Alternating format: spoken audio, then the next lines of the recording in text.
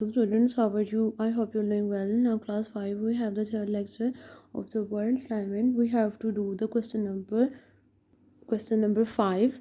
What are the greenhouse gases? Greenhouse allows the sunlight to pass through the atmosphere and reach the earth surface.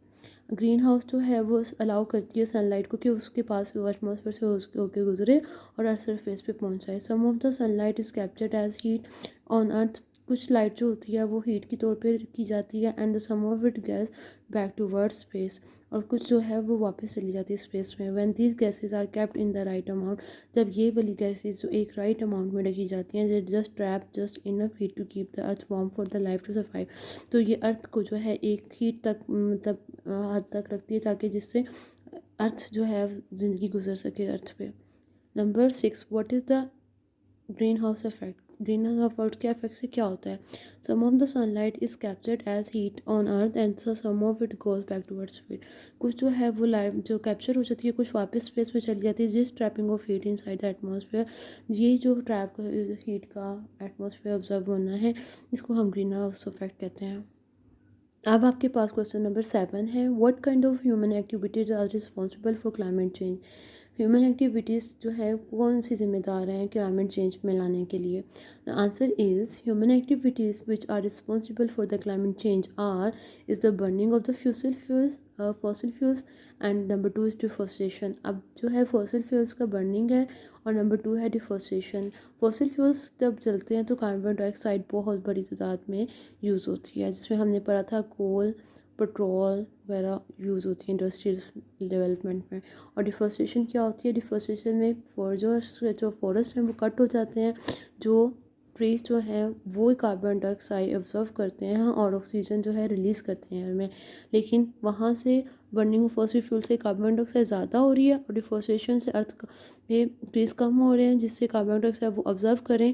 Carbon dioxide वैसे की वैसी है और जो trees हैं वो कार्बन डाइऑक्साइड नहीं कम कर रहे, ऑक्सीजन नहीं निकल रही और फॉरेस्ट कट होने की वजह से ऑक्सीजन जो है वो नहीं कम मिल पा रही हमारे अर्थ के एटमॉस्फेयर को. अब हम क्वेश्चन नंबर 8 देखते हैं. What can you do as individual to control the climate change? आप एक एज ए इंडिविजुअल जो है क्लाइमेट चेंज किस तरह कर सकते हो? We can control climate change as an individual by following given instruction.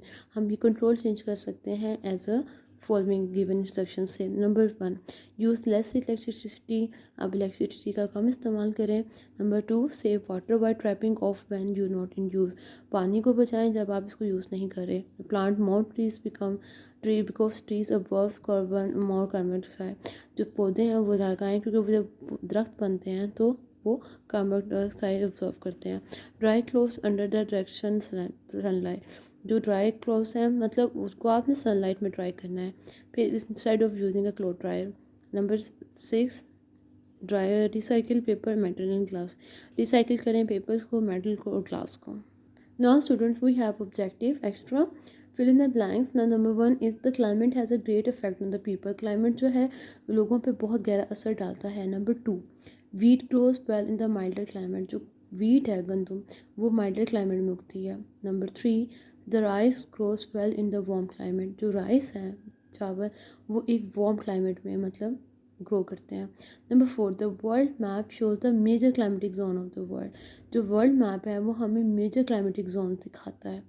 Number 5, the geographic regions do not always have the fix boundaries. अब जो जोग्राफिक रीजन्स हैं वो हमें सही फिक्स बाउंड्रीज नहीं दिखाता. Number 6, Pakistan lies just to the north Tropic of Cancer. Pakistan जो है वो ट्रॉपिक ऑफ कैंसर में नज़र आता है नॉर्थ में. Number 7, the temperature in Quetta has been low as -16 degree centigrade in winters. Winters में वो -16 सेंटीग्रेड तक गिर जाता है. Number 8, the annual rainfall of Quetta is 260.8 millimetre.